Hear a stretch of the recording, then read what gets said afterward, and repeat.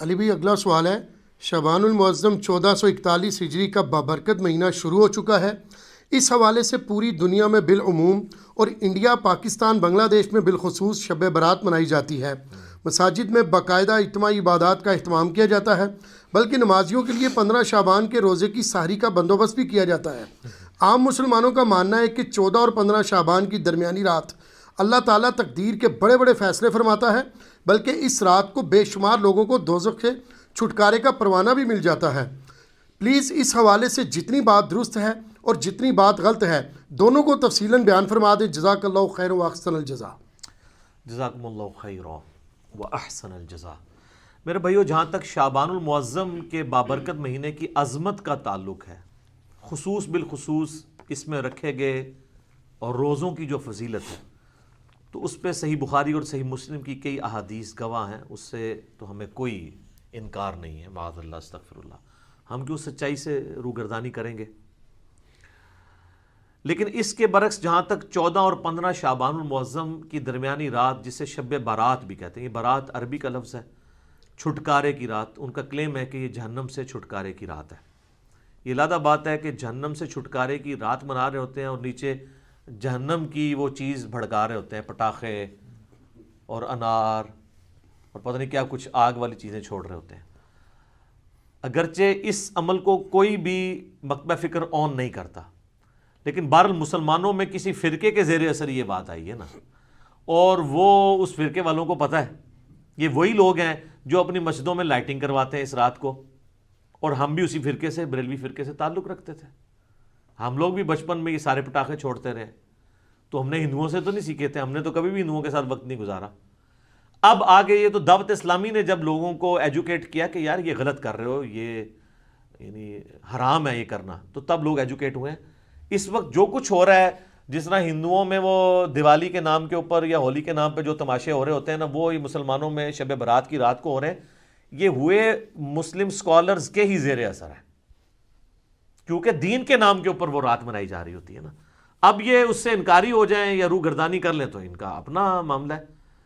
تو اب اللہ کے فضل ہے کہ چونکہ ملک کی اکانومی ویسے ہی گر گئی ہے، اس لیے اتنا خرچہ کوئی کرتا نہیں ہے، تھوڑی لوگوں میں ایجوکیشن بھی آ گئی۔ اب کچھ سالوں سے میں نے دیکھا یہ معاملہ آلموسٹ ایبسلیٹ ہو گیا، ختم ہو جا رہا ہے اللہ کے فضل سے۔ تو یہ جو شب برات کی جتنی بھی احادیث ہیں، ان میں سے کوئی بھی حدیث ہے بھی وہ گنتی کی ہیں، 5-6 احادیث ہیں، بلکہ وہ کہنا چاہیے کہ احادیث کیا ہیں، وہ یعنی سند کے ساتھ روایتیں بیان ہوئی ہیں نبی علیہ السلام کے ریفرنس سے، کوئی بھی اصول محدثین کے اوپر صحت کے درجے پہ نہیں ہے۔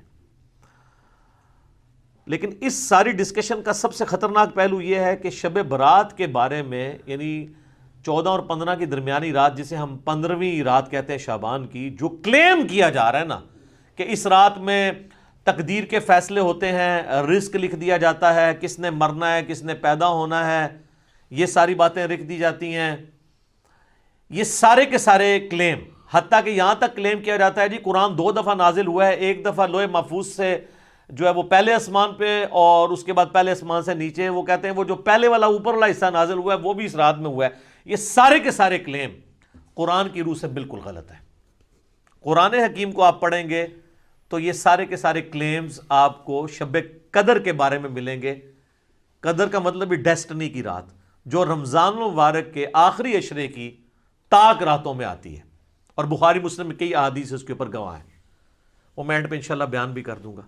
تو قرآن کی روح سے تو یہ شب برات کے بارے میں جو کچھ کلیم کیا جا رہا ہے وہ بالکل غلط ہے، قرآن سے ہی ٹکراتا ہے۔ یہی تو ہم کہتے ہیں کہ صحیح احادیث قرآن کے خلاف نہیں ہوتی ہیں، ہمیشہ جعلی روایتیں، ضعیف روایتیں یہ قرآن کے خلاف جا رہی ہوتی ہیں، تو ہم مانتے بھی نہیں ان کو، الحمدللہ۔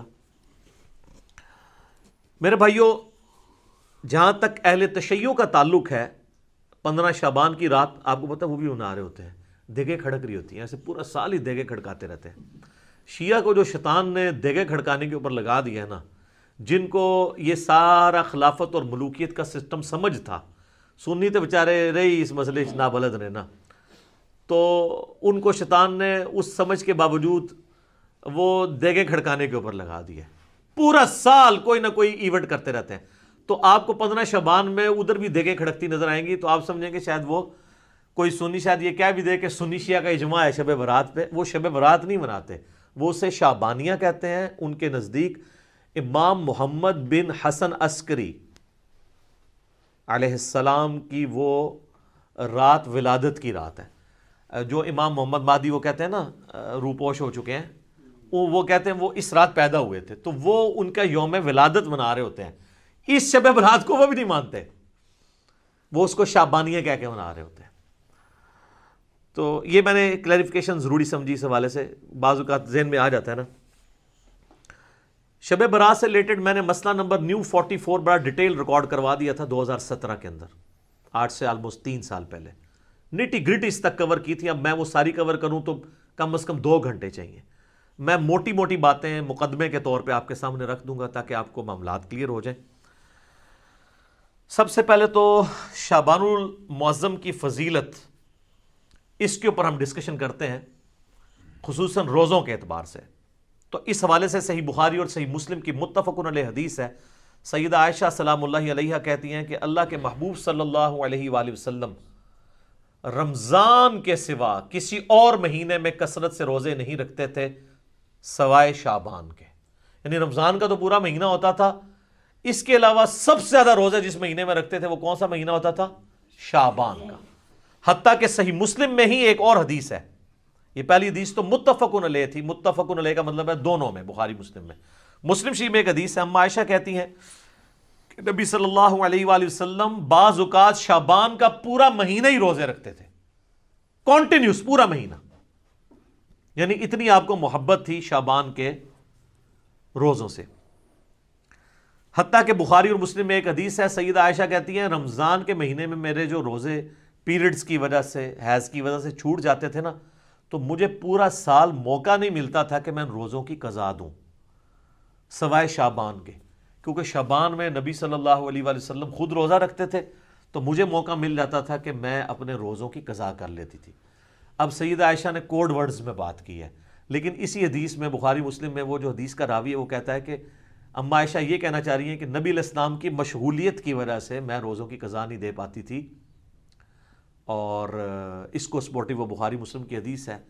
نبی صلی اللہ علیہ وآلہ وسلم نے فرمایا کہ کوئی عورت اپنے خاوند کی اجازت کے بغیر نفلی روزہ نہ رکھے, یہ اس کے لیے حلال ہی نہیں ہے. مراد یہ کہ دن کے وقت بھی میاں بیوی ازدواجی تعلق قائم کر سکتے ہیں. تو جو اما عائشہ کہتی ہے نا کہ میں نہیں تھی رکھ سکتی, یعنی نبی علیہ السلام کی اجازت نہیں ہوتی تھی, تو یہ جو لوگوں میں مشہور ہے کہ جی دن کے وقت کوئی ازدواجی تعلق میاں بیوی قائم نہیں کر سکتے, تو اس کی بھی نفی بخاری مسلم کی احادیث کی روشنی میں ہو گئی الحمدللہ. اب یہ روزے رکھنے کی وجہ کیا تھی, اس کو سپورٹیو وہ حدیث ہے شعبان کے حوالے سے سنن نسائی میں انٹرنیشنل نمبرنگ کے مطابق 2359 اور مشکات المصابی میں فٹ نوٹ پہ لکھی ہے 1305 نمبر جو حدیث ہے مشکات میں, اس کے فٹ نوٹ پہ شیخ زبیل زئی صاحب نے اس حدیث کی تصحیح کی ہے, اور اس حدیث کو شیخ البانی نے بھی صحیح کہا ہے. کون سی حدیث؟ جو سنن نسائی میں 2359 نمبر ہے, کہ اسامہ ابن زید کہتے ہیں کہ ہم نے نبی علیہ السلام سے پوچھا اے اللہ کے محبوب صلی اللہ علیہ وآلہ وسلم, ہم نے آپ کو شعبان کے مہینے میں اتنے کثرت سے روزے رکھتے ہوئے دیکھا ہے کہ رمضان کے سوا کسی اور مہینے میں اتنے روزے نہیں رکھتے, تو اس کی وجہ کیا ہے؟ تو آپ صلی اللہ علیہ وآلہ وسلم نے فرمایا کہ یہ جو مہینہ ہے جو رجب اور رمضان کے درمیان آتا ہے. یہ آپ نے بات کیوں کی؟ رجب حرمت والا مہینہ اور رمضان ویسے ہی فضیلت والا مہینہ.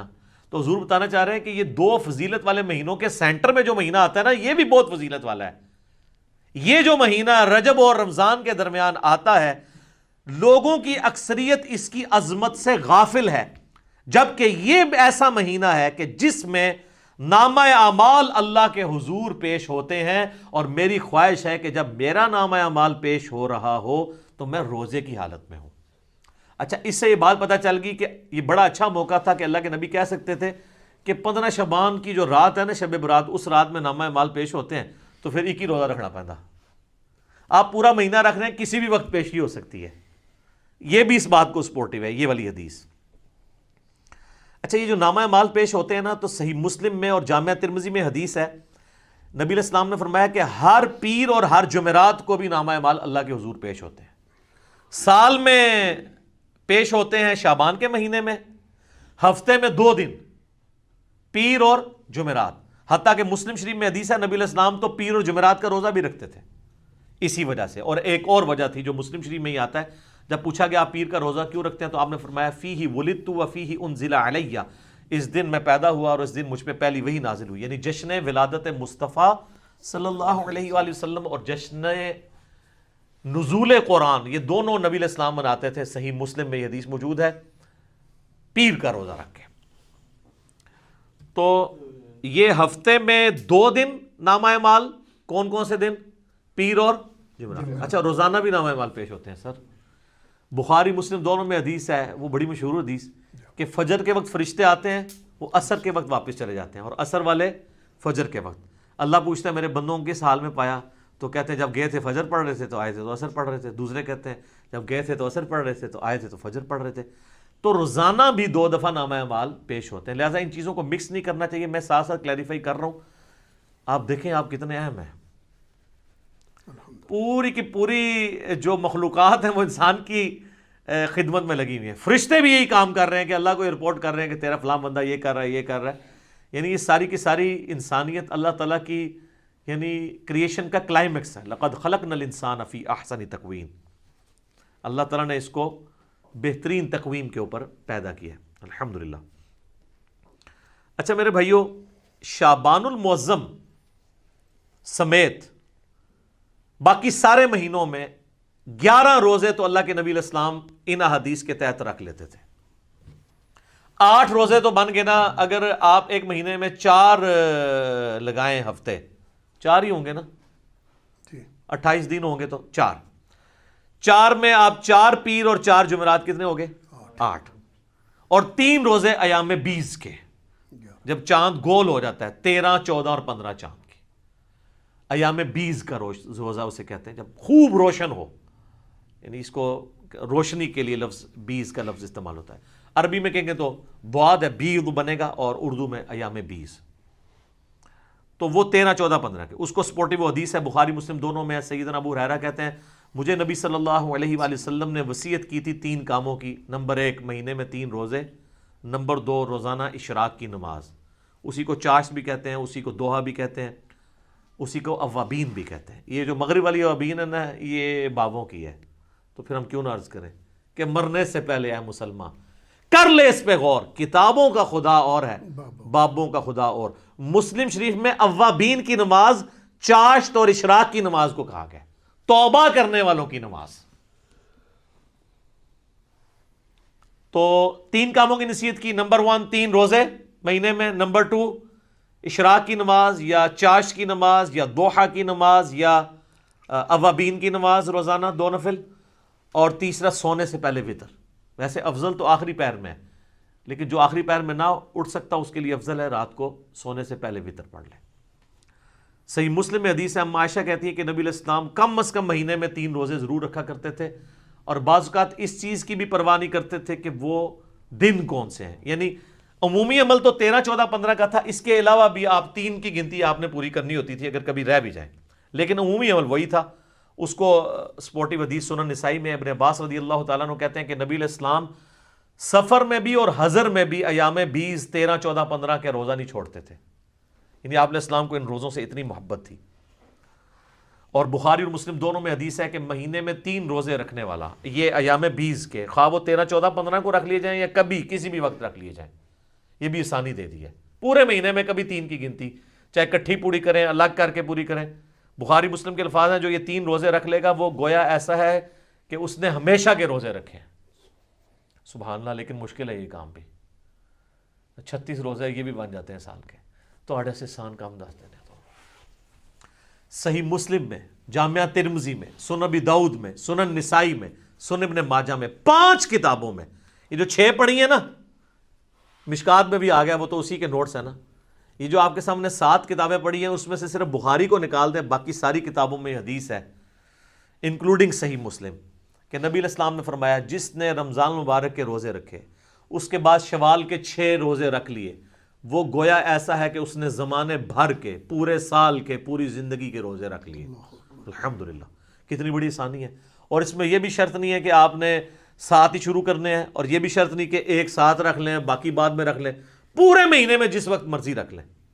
ساتھ رکھنے کا یہ فائدہ ہوتا ہے ایک روٹین بنی ہوتی ہے تو رکھے جاتے ہیں. الحمدللہ میں تو جب سے یعنی بالغ ہوا ہوں روزے رکھ رہا ہوں, ہم ساتھ ہی کوشش کرتے ہیں کہ یہ روزے مکمل کر لی جائیں تاکہ یہ پورے مہینہ 3 روزے نہیں رکھ سکتے تو یہ 6 روزے رکھ کے تو ہمیشہ کے روزوں کا ثواب کمائیں جی. اچھا یہ بعض لوگ پریشان ہوتے ہیں کہ یار مشقت کم اور یہ ثواب زیادہ, یہ کیسے پاسبل ہے؟ سر اللہ تعالیٰ نے نبی الاسلام کو ہر طرح کے لوگوں کے لیے پیغمبر بنا کے بھیجا ہے, آسانیاں بھی رکھی ہیں. ایک آپ کو اور بڑی آسانی بتاؤں جو میں اس کو آج فیل کر سک رہا ہوں, میری سالوں روٹین تھی, یہ میں کوئی تکبر کے طور پہ نہیں بتا رہا, صرف سمجھانے کے لیے.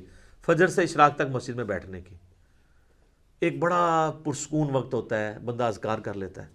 لیکن جب سے یہ آپ کو پتہ ہے دعوت کے والے سے ازمائش شروع ہوئی ہے تو اب تو یہ امپاسبل ہو گیا. تو ہمارے لیے پھر وہ آسان وظیفہ ہے. صحیح مسلم میں حدیث ہے, سیدہ جویریہ نبی الاسلام کی بیوی, نبی الاسلام ایک دفعہ, آپ کی بھی عادت تھی, صحیح مسلم شریف میں ہی آتا ہے, آپ علیہ السلام مسجد میں بیٹھے رہتے تھے حتیٰ کہ سورج انتہائی بلند ہو جاتا, اور صحابہ کے الفاظ ہیں کہ آپ مجلس کیا کرتے تھے. میں نے اسی سے اپنی نام مجلس رکھا تھا. مجلس نمبر 1 میں نے حدیث بھی بتائی تھی مسلم شریف کی. اور اس دوران ہم زمانہ جاہلیت کے واقعات کو یاد کر کر کے نا ہنسا کرتے تھے. نبی الاسلام بھی ہمارے ساتھ مسکرا دیتے تھے کہ اسی فلانے دربار تے دیگاں چڑھا دے سا. آج کے دور میں, اس وقت بتوں پہ چڑھائی جاتی تھی نا, تو حضور بھی یعنی وہ کہتے تھے شکر اللہ نے ہمیں ہدایت دی. تو صحیح مسلم ایک حدیث ہے کہ نبی الاسلام ایک دفعہ نماز پڑھ کے, آپ کو کہیں کام تھا, آپ گھر آئے پھر کہیں گئے, تو جاتے وقت آپ نے دیکھا کہ سیدہ جویریہ آپ کی بیوی جو ہے وہ مصلی پہ بیٹھی ہیں. آپ کافی دیر بعد واپس آئے, سورج کافی بلند ہو چکا تھا. تو آپ نے کہا تم صبح سے ابھی تک بیٹھی ہو؟ کہا یا رسول اللہ. فرمایا دیکھو تم صبح سے بیٹھی ہو اور میں نے تمہارے آنے کے بعد 4 کلمات 3 دفعہ پڑھے اور مجھے تم سے زیادہ ثواب مل گیا. ان کو یا رسول اللہ کون سے؟ فرمایا سبحان اللہ وبحمدہ عدد خلقہ ورضا نفسہ وزینت عرشہ ومداد کلماتہ. سبحان اللہ وبحمدہ کے ساتھ یہ 4 کلمات, یہ 3 دفعہ پڑھنے ہیں. صبح شام کے اذکار میں بھی ہم نے ڈالی ہوئی حدیث صحیح مسلم کی, تو مجھے اس سے زیادہ ثواب مل گیا. اچھا مجھے بتائیں, نبی علیہ السلام کوئی نعوذ باللہ سست تھے دعوت کے والے سے, دین کی پریکٹس کرنے کے والے سے؟ تو اگر حضور علیہ السلام کو یہ ثواب مل رہا ہے تو مجھے آپ کو کیوں نہیں ملے گا؟ Point to be noted. وہ تو ڈیڈیکیٹڈ تھے نا دین کے لیے, وقف تھے نا, اللہ کے پیغمبر تھے. اگر یہ سب کچھ ہونے کے باوجود وہ بھی یہ سکپ کریں اور ان کو ثواب ملے, ہم تو پھر بھی اپنی دنیاوی کمزوریوں کی وجہ سے, مجبوریوں کی وجہ سے یعنی یہ اہتمام نہ کر سکیں, تو ہمیں تو بدرجہ اولیٰ مل جائے گا, تو یہ ثواب اس سے زیادہ ثواب مل جائے گا. تو یہ اللہ تعالیٰ نے آسانیاں رکھی. میں نے اس لیے بتایا کہ وہ شوال کے 6 روزے 3 روزوں کے ایکویلنٹ کس طرح بن جائیں گے, ہر مہینے کے 3 روزے, تو یہ اللہ تعالیٰ نے آسانیاں رکھی ہوئی ہیں, آپ کو ثواب مل جائے گا. صحیح مسلم شریف میں حدیث ہے نا, تم میں سے کسی کی استطاعت ہے کہ وہ 3 قرآن روزانہ پڑھ لے ایک شب میں؟ صحابہ نے کہا یہ کون کر سکتا ہے؟ یہ تو صوفیاء ہی کر سکتے ہیں. یعنی میں آج کے دور میں بات کر رہا ہوں, 8 قرآن تے 3 قرآن تے 61 قرآن تے, وہ جو فضائل مال میں اتنی کہانی ہے. تو وہ میری آپ مجلس نمبر 100 دیکھ لیں, کتابوں کا خدا اور بابوں کا خدا. تو آپ نے فرمایا سورہ اخلاص پڑھ لو, 3 قرآن کے برابر ہے. تو اب 3 قرآن کے برابر آپ کو ثواب, 10 پاروں کے برابر ثواب ملتا ہے. اللہ سے اچھا گمان رکھیں. بخاری مسلم میں حدیث ہے, میں اپنے بندے کے گمان کے قریب ہوں, جیسا وہ میرے بارے میں گمان کرے, تو انشاءاللہ ثواب تو ملے گا. یہ اللہ تعالیٰ نے آسانیاں بھی رکھی ہیں, اللہ تو سب کہنا ہے جی الحمدللہ. اچھا یہ ایام 20 کے روزوں سے ایٹ لیسٹ یہ تو آپ کو اندازہ ہوا کہ 15 شعبان کا روزہ تو ویسے ہی سنت بن گیا, کیونکہ 15 تو ایام 20 میں آتی ہے نا, 13 14 15. 15 شعبان کا روزہ, شب برات والی روایتیں ثابت نہ بھی ہوں, الگ سے بھی بخاری مسلم کی احادیث کی روشنی میں جتنی میں نے بیان کی, ایام 20 کے روزوں میں سے تو ایک روزہ آتا ہے. لیکن یہ ایک ایسا خاص روزہ ہے, اس کی اسپیشلٹی علیحدہ سے بھی احادیث میں آئی ہے اور بخاری مسلم میں آئی ہے. ایک حدیث ہے بخاری اور مسلم میں, ایک صحابی سے نبی علیہ السلام نے سوال کیا, اصمت من سرر شعبان, کیا تو نے شعبان کے سرر کا روزہ رکھا ہے؟ انہوں نے کہا نہیں یا رسول اللہ. تو آپ نے فرمایا اب جب رمضان گزر جائے تو شوال کے مہینے میں 2 روزے رکھ لینا. اچھا یہ سرر کا جو لفظ استعمال ہوا ہے نا, اس کا معنی عربی میں کنارہ بھی بنتا ہے, اردو میں بھی آپ سرا, سرر, اور سینٹر بھی بنتا ہے. اس حدیث میں کلیئر نہیں کہ نبی علیہ السلام کس روزے کی بات کر رہے تھے، پہلے اشرے کا آخری روزہ یا آخری اشرے کا آخری روزہ یا درمیانے کا آخری روزہ یا درمیان والا روزہ، کون سا روزہ؟ اس کو سپورٹیو ایک حدیث ہے صحیح مسلم میں 2745 انٹرنیشنل نمبر کے مطابق، اس میں الفاظ ہیں کہ سرتی ھذا الشہر، اس مہینے شعبان کے جو سرہ کا، سرہ کسے کہتے ہیں عربی میں؟ ناف کو، نیول، وہ نا فوق السرہ اور تحت السرہ، ناف کے نیچے ناف کے اوپر، اللہ سرہ نہیں ہے، فوق ہے، فوق اینو کہتے ہیں، اللہ ہوتا ہے ایگزیکٹ، اپون اینڈ بلو، نٹ آن، تو یہ بھی آلموسٹ سینٹر آف گریوٹی بن رہا ہوتا ہے جسم کا سینٹر، تو ناف کا، شعبان کے ناف کا روزہ رکھا ہے،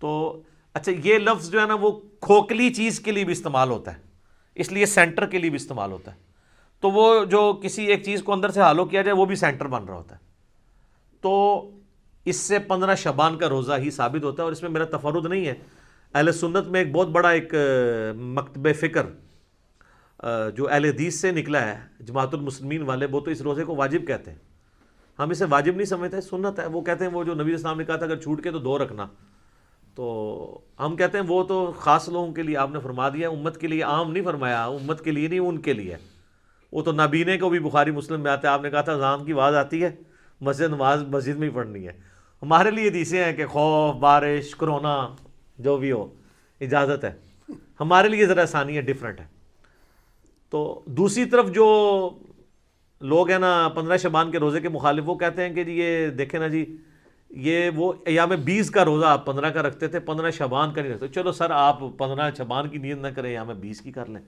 کہتے ہیں اس لیے اس کے ایکویلنٹ 2 رکھوائے جا رہے ہیں، تو سر 3 کے ایکویلنٹ 2 نہ رکھوائے جاتے ہیں، ایام 20 تو 3 ہے، تو آپ کہتے ہیں کہ 3 روزے رکھو شوال میں، ایک کے بدلے 2 رکھوائے پلنٹی کے طور پہ، تو 15 شعبان کے روزے کی بات، ویسے تو آپ رکھیں 13 14 15 تینوں، لیکن ایٹ لیسٹ 15 کا تو رکھیں، ہماری تو کوشش ہوتی ہے کہ رکھا جائے، یہ روزہ رکھا جائے، ثواب اس کی فضیلت حاصل کی جائے، نبی علیہ السلام کا پسندیدہ ہے۔ اب میرے بھائیوں ایک اور حدیث جو جامعہ ترمذی میں اور سنن ابن ماجہ میں موجود ہے کہ نبی علیہ السلام فرمایا کہ جب شعبان کا نصف گزر جائے تو پھر کسی کے لیے جائز نہیں کہ وہ روزہ رکھے۔ اس کی حکمت کیا ہے کہ رمضان کو پروٹوکول دینا ہے، فرض روزوں کو۔ اس حدیث سے بھی پتہ چلا کہ وہ جو سرے کا روزہ تھا نا، سرر شعبان، وہ آخری اشرا تو نہیں بنتا، کیونکہ 15 کے بعد تو آپ اجازت نہیں دے رہے روزہ رکھنے کی، 15 تک اجازت ہے، تو پھر سرا 15 بن گیا، کیونکہ اگلے 15 میں تو اجازت ہی نہیں ہے۔ البتہ ایک ایکسیپشن ہے، بخاری مسلم میں حدیث ہے، نبی علیہ السلام فرمایا کوئی شخص شعبان کے آخری 2 دن، رمضان سے 1-2 دن پہلے روزہ نہ رکھے، سوائے اس شخص کے جو پورا شعبان ہی روزے رکھ رہا ہو، اس کو اجازت ہے کہ وہ رکھ سکتا ہے، باقیوں کے لیے 15 آخری روزہ ہے، 15 کے بعد روزہ نہیں رکھ سکتے۔ تو یہ بھی سپورٹیو حدیث ہے سرر شعبان کو کہ وہ سینٹر میں روزہ بنتا ہے۔ اچھا، تو میں ریکویسٹ کروں گا اپنے بھائیوں سے کہ بخاری مسلم کی جو حدیث ہے سرر شعبان کے روزے والی، اللہ کا نام لے کے روزہ رکھ لیں، 15 شعبان کا کم از کم رکھیں، اگر 3 دن نہیں رکھ سکتے اور اس فضیلت سے محروم نہ ہو۔ ختم سحری کا وقت آپ اپنے چارٹ کے اوپر چیک کر لیں۔ اچھا، ختم سحری بڑا آسان بھی ہے، کوئی آپ کو ایپ بھی کرنے کی ضرورت نہیں ہے، آپ لائیو گوگل میں اگر لکھیں نا تو سن رائز ٹوڈے، فجر ٹوڈے، اور اپنے سٹی کا نام، وہ سارے نمازوں کے ٹائمنگ دے دیتا ہے، شافعی حنفی سارے دیتا ہے، وہ صرف عصر میں ہی فرق ہے نا شافعی حنفی کا، باقی تو سارے سیم ہی ہیں، تو وہ روزہ ضرور رکھا جائے۔ اس دفعہ امید ہے یہ آلموسٹ 4:30 کے قریب ختم سحری ہو رہی ہوگی جہلم میں، راؤنڈ اباؤٹ، اور افطار 6:30 کے بجے شام، باقی آپ دیکھ لیجئے گا، میں نے آپ کو اپروکسیمیٹلی بتا دیا۔ اب آ جائے میرے بھائیوں، جو شب برات کی فضیلت کے حوالے سے بات کی جاتی ہے، تو ایک جو فضیلت بیان کی جاتی ہے، میں بعد میں حدیث بیان کرتا ہوں، اس میں ایک چیز تو جنرل ہے، بخاری مسلم میں وہ روزانہ فضیلت ہے، نہ اس میں شب قدر نہ شب برات کو بھی دخل ہے۔ بخاری مسلم دونوں میں حدیث ہے کہ اللہ تعالیٰ آخری تہائی رات میں، یعنی اگر رات ہے نا 8 گھنٹے کی، تو آخری آپ سمجھ لیں آلموسٹ 2.5 گھنٹوں میں، 2.75 گھنٹوں میں، اور رات ہوتی ہے غروب آفتاب سے لے کے فجر کا وقت داخل ہونے تک، آخری 1/3 حصہ جب فجر کے ہونے میں رہ جاتا ہے تو اللہ تعالیٰ آسمان دنیا پہ نزول فرماتا ہے جیسا کہ اس کی شان کے لائق ہے، اور فرماتا ہے، ندا دیتا ہے کہ ہے کوئی مجھ سے بخشش کا طلبگار کہ میں اسے بخش دوں، ہے کوئی مجھ سے مانگنے والا کہ میں اسے عطا کروں، اور یہ ندا آتی رہتی ہے حتیٰ کہ فجر کا وقت داخل ہو جائے۔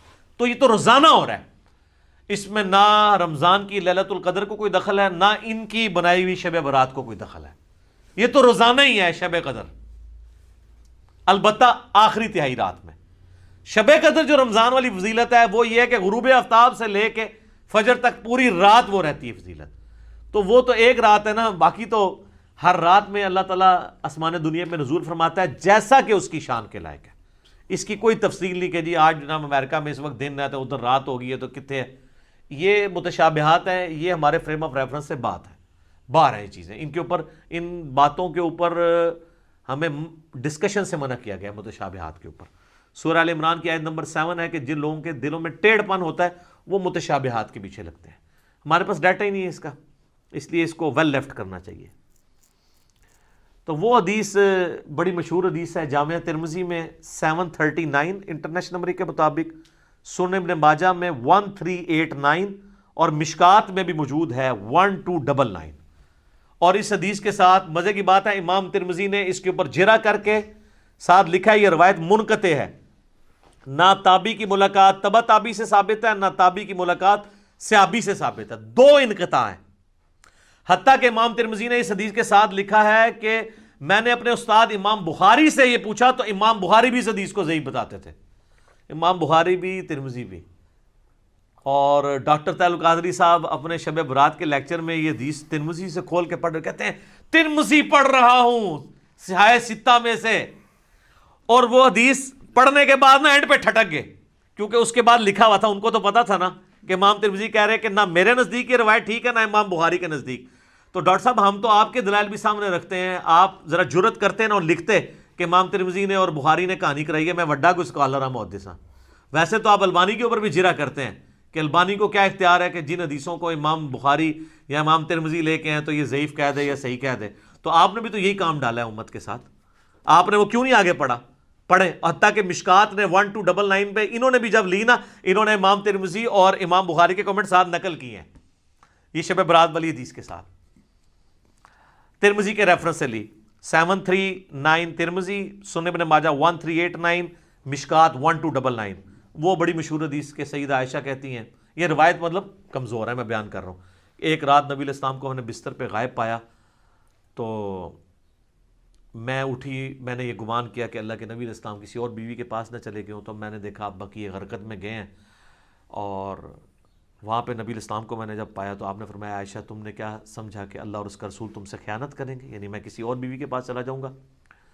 آپ صلی اللہ علیہ وآلہ وسلم نے فرمایا عائشہ یہ آج شعبان کی 15ویں رات ہے، اس رات اللہ تعالیٰ آسمان دنیا پہ تجلی فرماتا ہے اور بنی کلب کی بکریوں کے بالوں کے برابر لوگوں کی مغفرت کر دیتا ہے۔